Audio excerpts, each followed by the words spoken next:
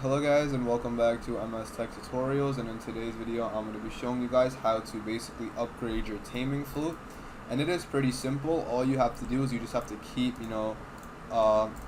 taming animals. So let's see, I just tame this animal, and then let's say I get a carrot.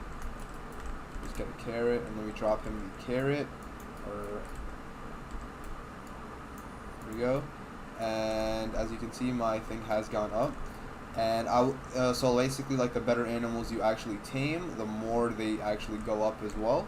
So let's just say I tamed a wolf or a bear, the bar would obviously increase. But again, that is also they're also harder to tame. So if you want to basically just, do a quicker way, even though, or like in terms of like easier way, it would definitely be just taming the rabbits or the bunnies. But if you want to get like a bigger jump, it would be the other ones. But other than that, that is basically it. That is how to level up your Taming Flute fast. And yeah, so that is it for the video. Thank you guys for watching. Have a great day. Make sure you guys subscribe to the channel and have a great day.